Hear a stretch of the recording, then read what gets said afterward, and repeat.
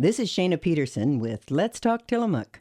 Today we're talking about veterans, what's working, what's changing, and what these shifts mean for veterans and families here on the Oregon coast and across the country.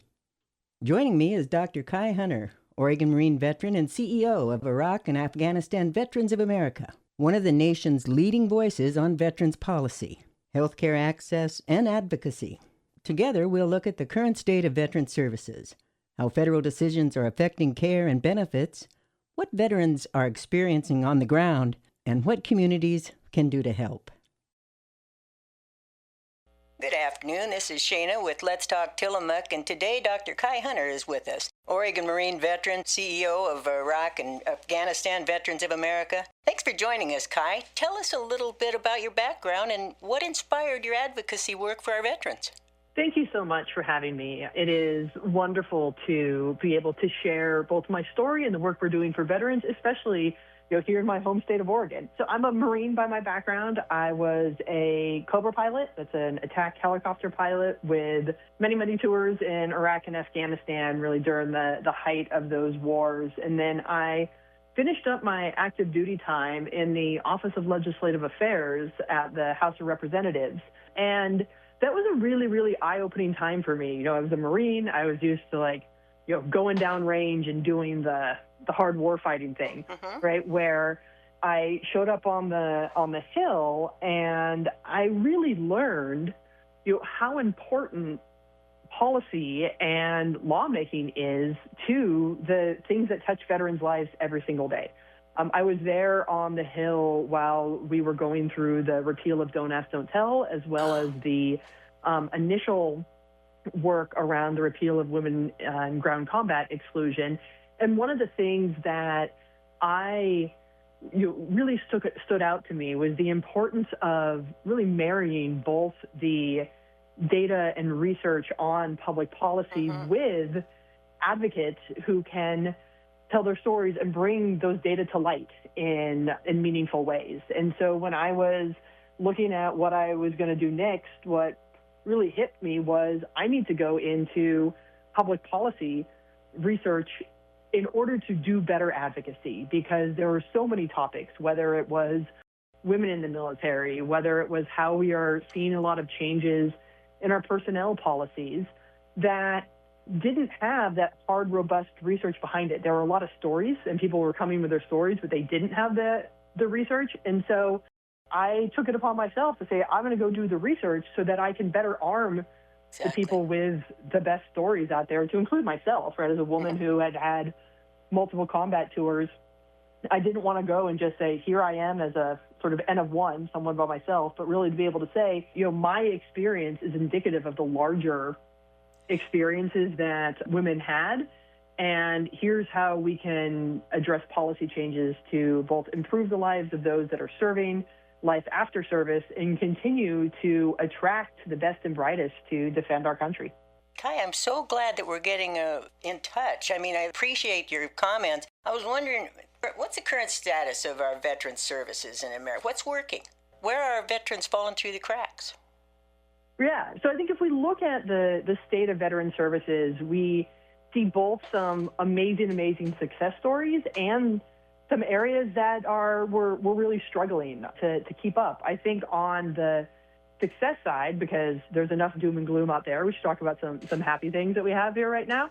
The development and implementation of the post 9/11 GI Bill has been a complete and utter game changer when we look at veterans' employability and lifelong earning potentials and their abilities to, not just serve but thrive after service. And the post 9/11 GI Bill expanded educational opportunities. It made it easier to go back to school full time, as well as to be able to pass those opportunities along to children and families of individuals who have served. And so I think that's a real success story of veterans getting education, getting job placement, also programs like SkillBridge that pair service members when they're separating with organizations across the country in basically a 6-month internship that help with that civilian transition. We're seeing great success stories. And I think in that education and even employability side, we see things really well. We've also seen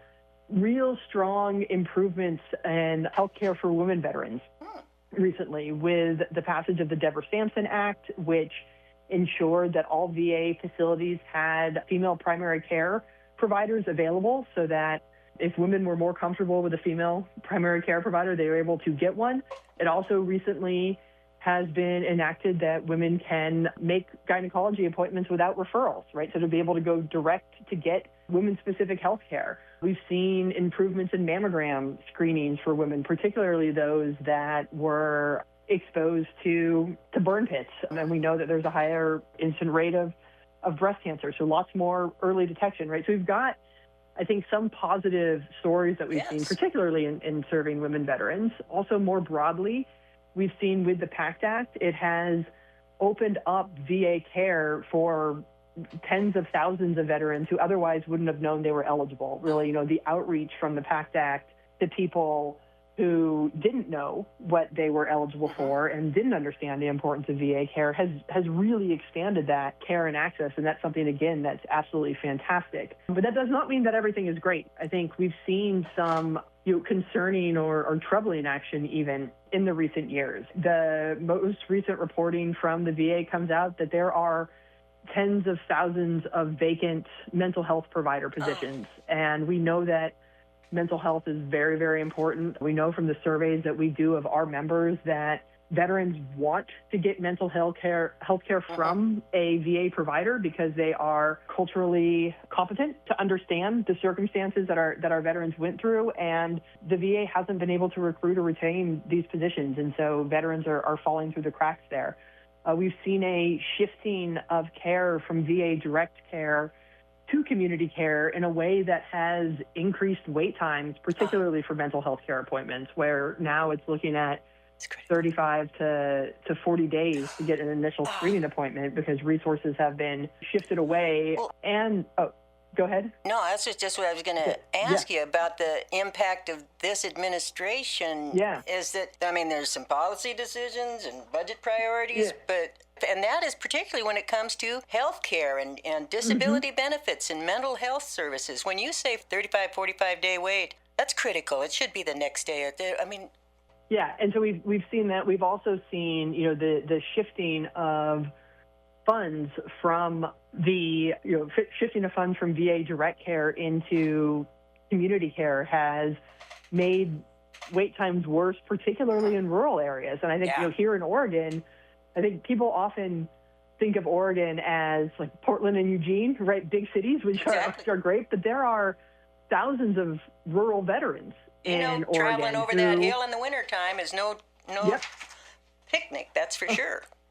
Oh, exactly, right? Like to be able to get over the pass, which sometimes aren't even plowed in the wintertime. Yeah. And so it's not even being able to get there. And these are also, the rural areas really relied on VA direct care because in many cases, they don't have community care available, right? They don't have, and when we talk about women's health care, the VA has been great at investing and ensuring there's access to women's health care because in many of these rural communities, the VA was the place where women could go to get health care, right? That is the spot where women were able to go get their care. So it's troubling, it's concerning. I think another big concern we have is that there hasn't been a lot of transparency when we talk about, positions that have been cut or jobs lost. Like, we're not 100% sure who those people are. Right, and where they've come from. And when we say that it's not essential, well, who sort of deems who is or isn't essential? Is a janitor that keeps the medical facility clean essential? I think so. Well, one would.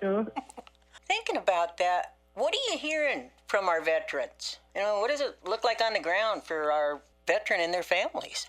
Yeah, so I think, there are some things that we're hearing that are very in line with what I'd say the same issues that we're hearing from the American people, right? If we ask our veterans, and we actually just wrapped up a policy priority survey for them of like, what are the things that you are most concerned about or with, access to healthcare and economic opportunities were the top two. And I think that's what we see sort of right now as, like, broadly across the country. People are concerned about healthcare access and jobs, right? Inflation, Sure. housing. These are real issues and concerns that are faced by all Americans as well as veterans. And I think veterans have some unique concerns about both. I mean, we've seen we're starting to see cuts to VA healthcare, a lot of which people rely on for their healthcare for themselves and their family. There's also been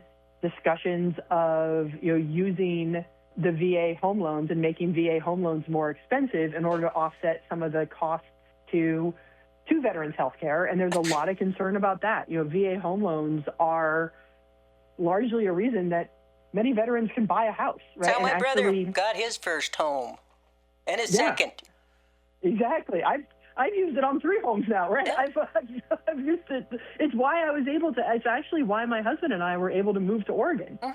Was the VA loan and the ability to get a lower interest rate and work with other lenders. We got here much more easily than any other way. And when we think about military service as actually being one of the primary ways to break cycles of intergenerational poverty, homeownership is one of those ways, right? And so there's a lot of concern about what's happening with home loans. And also we're hearing a lot of concern from our veterans about the use of the military domestically right now.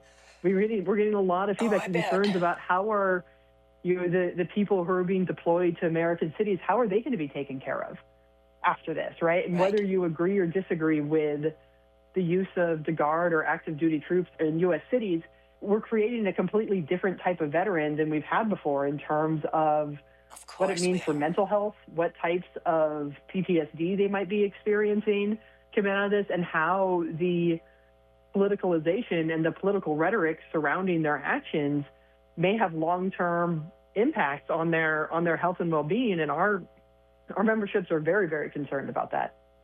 As they should be. What should our veterans, especially those in rural communities like Tillamook and here on the coast, what could they be doing right now to protect their benefits, maybe to access care, make their voices heard? What can our communities do to help support them? Oh, absolutely. So first and foremost, ensure that you are enrolled in the VA system. I think a lot of veterans don't realize that they have to enroll, right? They have to sign up. So sign up so you get in the system, get on the PACT Act registry, even if you're not an Iraq or Afghanistan veteran, because it does expand to exposures of things like Agent Orange, as well as it includes some areas of domestic housing, right? That's another thing we don't talk about a lot, right? But contaminations from just military bases and potentially based housing. So make sure that you're registered and signed up from an individual level and perspective. And Oregon has some really, really amazing veteran service officers who work, with veterans to help navigate their cases and make sure that they're getting access to their benefits. I would also encourage, and it's a little self-serving because I'm the CEO of Iraq and Afghanistan Veterans of America, but I would encourage everyone to join. So we're at iava.org. Anyone can join. It is free to join. You don't have to be a veteran of the wars in Iraq and Afghanistan. You don't even have to be a veteran to join, and I say that for a few reasons. Like, there are some things that apply, some benefits that apply just to our veteran members, but for things like getting educated on what is happening and the actions that you can take to reach out to your lawmakers and make your voice heard, that's a reason to join us, right? You'll get up-to-date information on what bills are coming before Congress, how you should be able to pressure your legislators and lawmakers, what you can bring to local town halls to be able to say, this is how we actually, we care about our veterans and here's how we want to support them, because that's very, very important. I think as well, joining, there's opportunities and toolkits to host your own community gatherings and town halls to, again, become better educated on this. One thing when we think about veterans, we're becoming a smaller and smaller percentage of the overall population. And so we also need our non-veteran allies to help us, right? To help advocate for us, to be part of the solution and to really learn, like, why having veterans in your community and supporting veterans in your community matters. Well, I tell you, Kai, it's so simple at iava.org. I just joined. Oh, wonderful. Great, yes. Welcome. And membership is free, and it's always free, right? So there's no dues required. Well, I really appreciate you taking the time to share with us. And we're going to get this information out for people, Dr. Hunter. Kai, is there anything else before I let you go back to doing your good work that you want to add? Yeah, I think, it's really important to understand for the folks who aren't veterans who are on the call that veterans are not a monolith, right? We are a diverse group of people that is as diverse as this country. So for anyone who's not a veteran, I would encourage you to get to know some of the veterans in your community to understand why they served, what their motivations are for serving, and how they want to give back into their community. Because building, one thing veterans are very good at is building community wherever they go, right? We all got stuck with people that we didn't know before and Exactly. figured out how to make it work. So really would encourage everyone to get to know the veterans in their community and the ways in which we can all continue to support each other. Sounds wonderful. Kai, thank you so much. I really appreciate this. And thank you for all you do. That's Dr. Kai Hunter, Oregon Marine veteran and CEO of Iraq and Afghanistan Veterans of America. If you'd like more information on veterans advocacy, policy updates, or ways to get involved, you can visit iava.org. You can also listen to the full Let's Talk Tillamook interview on our YouTube channel. And for veterans here on the Oregon coast, local Veterans Service Officers can help you navigate enrollment, benefits, and care options. I'm Shaena Peterson. This has been Let's Talk Tillamook, bringing important conversations home to our community.